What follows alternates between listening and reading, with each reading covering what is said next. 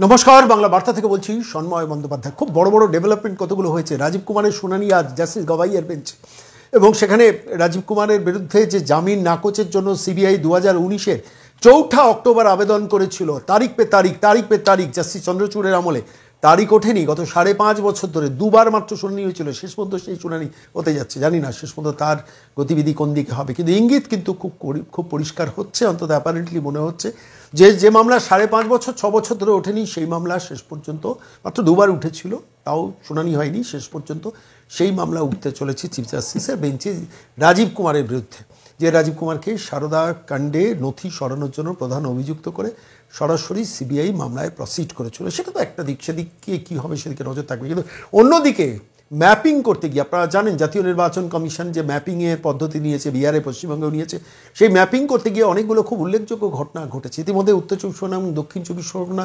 50% ওপরে মানে আশেপাশে ঘোরাফেরা করছে। উত্তর 24 পরগনায় 45%, দক্ষিণ 24 পরগনায় 52 না 53%-এর বেশি ম্যাপিংয়ে আইডেন্টিফাই করা যাচ্ছে না যে আদৌ তারা ভোটার লিস্টে নাম আগে ছিল কিনা। কতগুলো টুকরো টুকরো ডেভেলপমেন্ট আমার মনে হয়েছে আজকে বাংলা বার্তার দর্শকদের জন্য দেওয়া দরকার। আপনারা জানেন যে 2002 সালে পশ্চিমবঙ্গে ভোটারের সংখ্যা ছিল 4,86,00,000।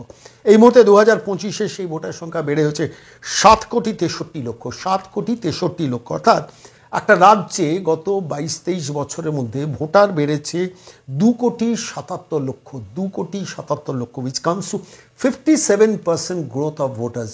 57% ভোটারের গ্রোথ, এটা জাতীয় নির্বাচন কমিশনের খাতায় নথিবদ্ধ হয়েছে এবং স্বাভাবিকভাবে তারা ইনভেস্টিগেট করছে। সারা ভারতবর্ষে কোনো রাজ্যে নেই এই পশ্চিমবঙ্গে কী করে 57%-এর ওপর, 57 থেকে প্রায় 66% ভোটার গ্রোথের পার্সেন্টেজটা এই পশ্চিমবঙ্গে জাতীয় নির্বাচন কমিশনের নথিতে নথিভুক্ত হয়েছে। তার প্রেক্ষিতে জাতীয় নির্বাচন কমিশন নিজস্ব পদ্ধতিতে বেশ কিছু ইনভেস্টিগেশন শুরু করে দিয়েছে। তার মধ্যে একটা ছোট্ট উদাহরণ আপনাদের দিই।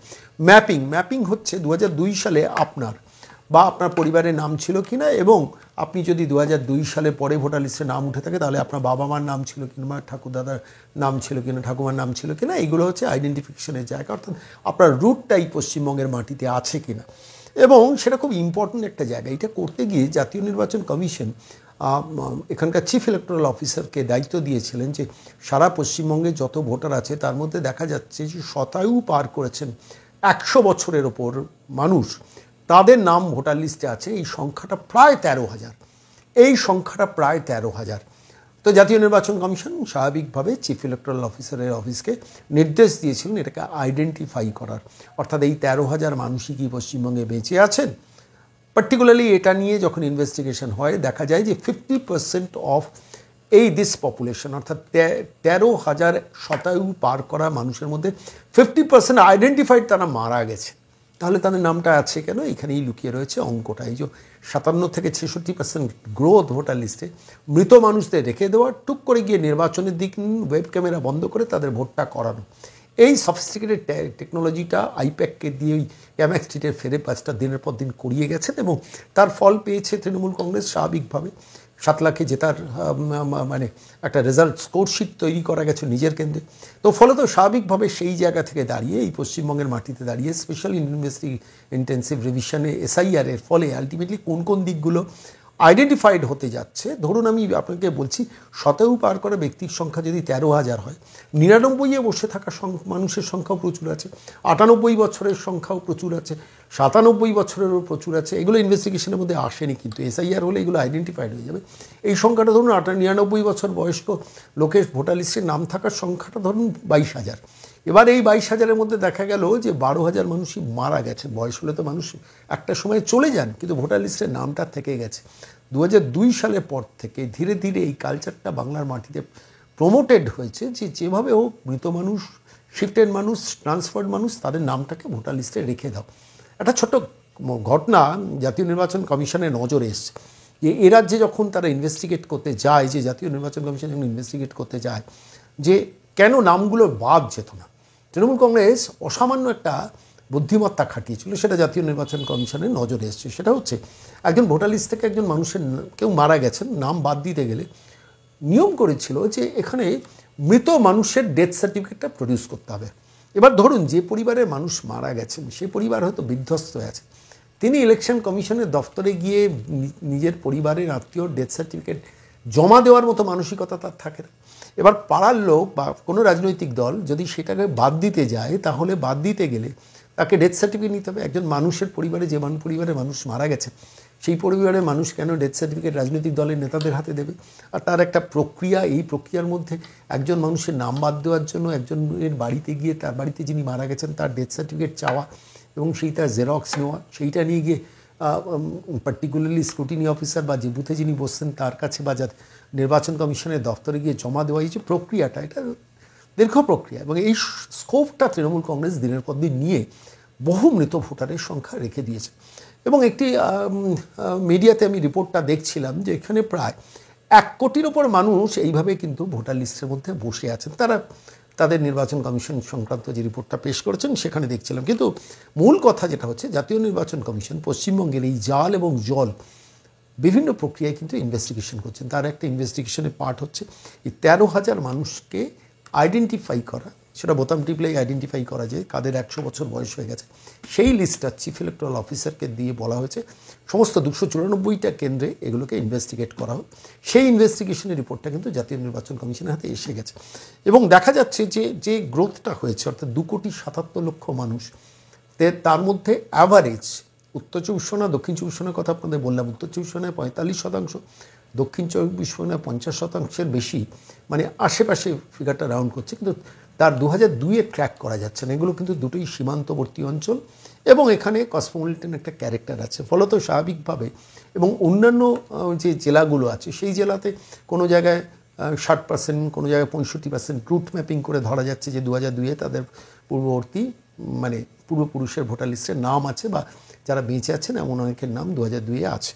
ফলত সেখানে কম্পারেটিভলি কাজটা, মানে পার্সেন্টেজ অফ ভোটার্সের সংখ্যাটা কম্পারেটিভলি, মানে যেটা জল মেশানোর জায়গাটা উত্তর 24 পরগনা, দক্ষিণ 24 পরগনা যেটা ব্যাপক, এবং ওইখানে কিন্তু অনেকটা কম, কম্পারেটিভলি কম। কিন্তু তাও নির্বাচন কমিশনের একটা অ্যাসেসমেন্ট, নিজস্ব অ্যাসেসমেন্টের প্রকাশ্যে সেভাবে আসেনি, যে প্রায় 30%-এর কাছাকাছি ভোটাররা কিন্তু আলটিমেটলি কোশ্চেনের মুখে দাঁড়িয়ে রয়েছেন। মানে এর মধ্যে মৃত মানুষ কত, এর মধ্যে ট্রান্সফার্ড হওয়া ভোটারের সংখ্যাটা কত, এটা নিয়ে চর্চা চলছে, আলোচনা চলছে, বিশ্লেষকরা কথা বলছেন। কিন্তু তৃণমূল কংগ্রেসের একটা, মানে এইটা নিয়ে যে ডেসপারেশন, আমরা এসআইআর মানব না প্রথমত, দ্বিতীয়ত হচ্ছে এসআইআর এত কম সময় করা যায় না, তৃতীয়ত রাজ্যের মুখ্যমন্ত্রীর বক্তব্য যে এই সময় ফেস্টিভ্যাল চলছে, এই সময় বর্ষা চলছে, এই সময় প্রাকৃতিক বিপর্যয় চলছে, সেখানে এসআইআর কী করে করা যাবে, এই যে লজিকগুলো দিচ্ছেন। কিন্তু at the end of the day তিনি বুঝতে পারছেন যে এসআইআরটা পশ্চিমবঙ্গের মাটিতে হবে। এবার এই এসআইআরের মধ্যে কতটা তৃণমূল কংগ্রেস জল মেশাতে পারবে, সেইটাতে ক্যামাক স্ট্রিটের ফেরেববাজটা বসে বসেই অঙ্কগুলো করছে। দেখুন, 4টে ক্যাটেগরি আছে, আমি আপনাদের কাছে খুব নির্দিষ্টভাবে বলি, আমি একদম নির্বাচন সংক্রান্ত এক্সপার্ট, তার সঙ্গে কথা বলেই আমি রিপোর্টটা আপনাদের কাছে পেশ করছি। যারা মৃত মানুষ, যাদের ভোটটা দিনের পর দিন তৃণমূল কংগ্রেস ভোট কাস্টিং করেছে, তাদের নামটা কিন্তু ভোটার লিস্টে রাখা তৃণমূলের পক্ষে প্রায় অসম্ভব। কেন অসম্ভব? মৃত মানুষকে ওই পার্টিকুলার ফর্মে সই করতে হবে। এবার এই ফর্মে সই করতে গেলে বিএলওর সামনে সই করতে হবে, কাগজটা দিতে হবে, তাকে বলতে হবে যে আপনি এখানে সই করুন। যে বুথ লেভেল অফিসার তিনি যদি এখানে জল মেশাতে যান, তার চাকরিটা এবার যাবে, একদম গ্যারেন্টেড চাকরিটা যাবে। আপনারা হয়তো প্রশ্ন করতে পারেন যে দেখুন, ইয়ারও 4 জন সাসপেন্ডেড হয়েছে, 4 জনের বিরুদ্ধে তখন এফআইআর করেনি। প্র্যাকটিক্যালি মেসেজটা জাতীয় নির্বাচন কমিশন দিয়েছে যে this is the consequence you will have to face যদি তুমি জলটা এবং জালিয়াতিটা করো। কিন্তু ইলেকশন কমিশন চিফ ইলেকট্রাল অফিসারের অফিসে যে মেসেজটা পাঠিয়েছে যে এবার কোনো রকম জল গ্রাসরুট লেভেলে মিশলেই প্রথম ইয়ারওকে শোকজ করা হবে। তাদের কাছে যদি রিপোর্টেড হয়, রিপোর্টটা কোনো না কোনোভাবে জল মিশলে তো পৌঁছবেই। এবার ইয়ারও ডেজিগনেটেড অফিসারের সেখানে জল মিশিয়ে রেখে দিয়েছেন মমতার বাহিনী। আপনারা জানেন 152 জন ইয়ারও এসডিও পদমর্যাদার নন, এবং সেটাকে চেঞ্জ করতে চিফ ইলেকট্রাল অফিসারকে এবং এখানকার চিফ সেক্রেটারিকে নির্দেশ দিয়েছেন, এবং they have to change it. তাহলে কারা যাবেন সেখানে? যাবেন রেভিনিউ অফিসার বা এই ক্যাটেগরি খুব উপর লেভেলের অফিসার। এবার এই ইয়ারওকে কি রিস্ক নেবে? যদি ধরুন লোকাল নিচের লেভেল থেকে তো অনেক অভিযোগও পড়ে যাবে। যেমন আমি নিজেও একাধিক অভিযোগ নির্বাচন কমিশনের কাছে ইতিমধ্যে পাঠিয়েছি, আমি সেটাকে ডিসক্লোজ করছি না আপনাদের কাছে। কিন্তু ঘটনাটা হচ্ছে যে এটা প্রথম শোকজ করাবে ইয়ারওকে। এবার ইয়ারও পাসিং দ্য বল এই ইয়ারওর দিকে ঠেলবে, অর্থাৎ অ্যাসিস্ট্যান্ট ইলেকট্রাল রেজিস্ট্রেশন অফিসার তার দিকে ঠেলবে। এবার এই আরও তখন বিএলওকে ঠেলবে, যারা বুথ লেভেলে অফিসাররা কাজ করছেন। ফলত কোনো বুথ লেভেল অফিসার এবার কিন্তু এই মৃত মানুষের সইটা যদি তৃণমূলের কোনো নেতা করে দেন, সেটা কিন্তু চট করে সাহস বা শক্তি পাবেন না। তবুও কিছু চেষ্টাটা হবে। এই চেষ্টাটা কতটা, যারা ইলেকশন এক্সপার্ট এটা নিয়ে অ্যানালিসিস করছেন তারা বলছেন না 15%-এর বেশি তৃণমূল কংগ্রেস কিন্তু জল মেশাতে পারবে না। কোন ক্যাটেগরিতে মেশাতে পারবে সেটাও বলছি। তার আগে বলি, মৃত মানুষের নাম কিন্তু এবারে কোনোভাবে তুলতে পারবে না। কোনো একজন বিএলও যদি কোনো মৃত মানুষের নাম ফর্ম কাউকে দিয়ে সই করিয়ে সেটা জমা দেন, তার চাকরিটা যাওয়াটা নিশ্চিত। এটা একদম ইলেকশন কমিশনের নির্দেশাবলী এসে গেছে, আমি জেনেছি বলে আমি আপনাদের কাছে বলছি। দ্বিতীয়ত হচ্ছে ডুপ্লিকেট ভোটার। এখানেও বসে আছেন, পুরুলিয়াতেও বসে আছেন, দক্ষিণ চব্বিশ পরগনায় বসে আছেন, তিনি হয়তো হুগলিতেও বসে আছেন। এটা বোতাম টিপলে আইডেন্টিফাইড হচ্ছে। এখানে তৃণমূল কংগ্রেসের ইনলোড করার কোনো জায়গা নেই, যেটা বিহারে প্রায় 7 লক্ষ আইডেন্টিফাইড ডুপ্লিকেট ভোটার। আর 3 নম্বর ক্যাটেগরি যেটা হচ্ছে যে পার্মানেন্টলি যারা এখানকার বাসস্থান ছেড়ে চলে গেছে, তাদের ফর্মটাকে সই করবেন। কোনো বিএলও যদি এটা জালিয়াতি করতে চান, বিএলও চাকরিটা যাবে, এইআরওরও চাকরিটা যাবে, এবং ইআরও ওই লেভেলের অফিসাররা যদি জানতে পারেন নিজের চাকরি বাঁচানোর জন্য এইআরওকে তো ঘাড়ে ঠেলে দেবেন, এবং এইআরও তখন চাকরি নিয়ে টানাটানি হবে না, শ্রীঘরেও যেতে হবে, যেমন বিহারে বহু অফিসার এভাবে চলে গেছেন। ঠিক এই পরিস্থিতিতে দাঁড়িয়ে তাহলে বাকি রইল কি? বাকি রইল হচ্ছে যেখানে রয়েছেন বাংলাদেশি অনুপ্রবেশকারী, তাদের একটা শ্রেণীর কমিউনিটি, তাদের ওই জাল বার্থ সার্টিফিকেট, জাল আধার কার্ড এইসব করে করে করে করে কিছু নাম তুলে রাখার চেষ্টা করবে বা করছো সেটা তৃণমূল। তাহলে 4টে ক্যাটাগরি। মৃত মানুষের নাম সই করতে হবে, তুলতে পারবে না। ডুপ্লিকেট ভোটার, বোতাম টিপলে আইডেন্টিফাইড, সেখানে কোনো কারিগরি করতে পারবে না। 3 হচ্ছে যারা পার্মানেন্টলি চলে গেছে, এখানে বাসস্থান ছিল, জমি জমা বিক্রি করে চলে গেছে বা দেশে চলে গেছে, এখানে হয়তো মিলে কারখানায় কোথাও একটা কাজ করতে, এই নামগুলো ভোটার লিস্ট থেকে বাদ যাবে। 4র্থ ক্যাটাগরি বাংলাদেশি অনুপ্রবেশকারী, সেইখানেই তৃণমূলের যত কারিগরি থাকবে। এবার জাতীয় নির্বাচন কমিশন এটা কিন্তু বুঝতে পেরে যা যা ব্যবস্থা নেওয়া নিয়েছে, কিছু ডেভেলপমেন্ট আছে, কিছু রিপোর্ট আমি কনফার্ম হলে আগামীকাল বা পরশু আপনাদের কাছে সেই রিপোর্টটা পেশ করবো। কিন্তু ইতিমধ্যে জাতীয় নির্বাচন কমিশনের হাতে একটা মারাত্মক অস্ত্র এসছে। সেই অস্ত্রটা হচ্ছে 2024 লোকসভা ইলেকশনে ওয়েব ক্যামেরা বন্ধ করে দেওয়া। ওয়েব ক্যামেরা কীভাবে বন্ধ করে নির্দিষ্টভাবে 3 ঘন্টা, 4 ঘন্টা, 4.5 ঘন্টা একটা বুথে ক্যামেরা বন্ধ করিয়ে, সেন্ট্রালি বন্ধ করা, লোকালি ওখান থেকে মাথায় সেলোটেপ বন্ধ করা, একদম সেন্ট্রালি বন্ধ করা, যে এজেন্সির হাতে দায়িত্ব ছিল তাদের দিয়ে ওই ফেরেববাজটা বন্ধ করিয়েছে। এবং আলটিমেট রেজাল্ট হচ্ছে that has been identified. Department of telecommunication সেই রিপোর্ট তৈরি করে ফেলেছে, কেন এন্টায়ার প্রসেসিংটা নেটওয়ার্কিং সিস্টেমের মধ্যে হয়। ফলত আলটিমেটলি আইডেন্টিফাই করা গেছে যে কত বুথে এরকম ওয়েব ক্যামেরাকে বন্ধ করা হয়েছে। ফলত সেই নির্দিষ্ট এজেন্সির পেমেন্ট, যেটা জাতীয় নির্বাচন কমিশনের কাছে 2024 ডিউ ছিল, প্রায় 2.5 কোটি টাকার বিল আটকে দিয়েছে জাতীয় নির্বাচন কমিশনের জ্ঞানেশ কুমারের 3 সদস্যের বেঞ্চ। পরিষ্কারভাবে বলে দিয়েছে নো পেমেন্ট। এবং এটা নিয়ে আদালতে মামলা হচ্ছে, সম্ভবত সিবিআই এনকোয়ারির দিকেও যাচ্ছে। 2রা নভেম্বর তার শুনানি আছে। আমি 4টে নির্দিষ্ট মানে এর কথা বলবো, মানে অনেক ওয়েব ক্যামেরার প্রচুর ধরা পড়েছে। আমি তার মধ্যে একটা কথা বলি, সেটা হচ্ছে বসিরহাটে টোটাল 1882টা ওয়েব ক্যামেরা ছিল, অর্থাৎ বুথের মধ্যে ক্যামেরা ছিল। লাইভ ভেতরে কি হচ্ছে, কতটা ছাপা হচ্ছে টেলিকাস্ট, সেগুলো দেখা। নির্দিষ্টভাবে 607টা বুথের ক্যামেরা বন্ধ করে দেওয়া হয়েছিল। দক্ষিণ কলকাতায় 2078টা বুথ, তার মধ্যে 668টা বুথে ওয়েব ক্যামেরা বন্ধ করে রাখা হয়েছিল, এবং তার ডিটেলসটা জাতীয় নির্বাচন কমিশনের হাতে এসেছে। যাদবপুর 2120টা বুথ, সেই 2120-র মধ্যে 726টা বুথে একদম ক্যামেরা বন্ধ করে দেওয়া হয়েছিল। জয়নগর 1879টা বুথ, তার মধ্যে 817টা বুথ একদম ওয়েব ক্যামেরা বন্ধ করা ছিল 4-4.5 ঘন্টার জন্য। এবং সেই সময় নির্দিষ্ট আইপ্যাককে দিয়ে তাদের কাছে নির্দেশ চলে গিয়েছিল এই সময়টা ক্যামেরা বন্ধ থাকবে, আপনারা অপারেশন স্টার্ট করে দিন।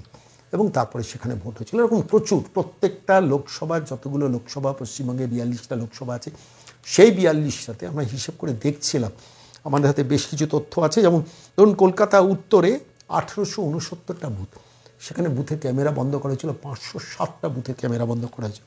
কলকাতা দক্ষিণে বলেছি বারাসাতে 1991টা বুথ, তার মধ্যে 450টা বুথে ক্যামেরা বন্ধ করা হয়েছিল। ডায়মন্ড হারবার সেখানে 1792টা বুথ, তার মধ্যে 273টা বুথে ক্যামেরা বন্ধ করে দেওয়া হয়েছিল। অর্থাৎ এইভাবে অপারেশনগুলো চালানো হয়েছিল বুথের ক্যামেরাগুলোকে বন্ধ করে, সেটা দ্যাট হ্যাজ বিন আইডেন্টিফাইড। এবার একটা জাতীয় নির্বাচন কমিশন কঠোর আইন আনতে চলেছেন। একটি ওয়েব ক্যামেরাও বন্ধ হলে কী শাস্তি হতে পারে সংশ্লিষ্ট এজেন্সির, এবং রি ইলেকশন হয়ে যেতে পারে সেই বুথে, সেরকম একটি নির্দিষ্ট নিয়মাবলী করছেন।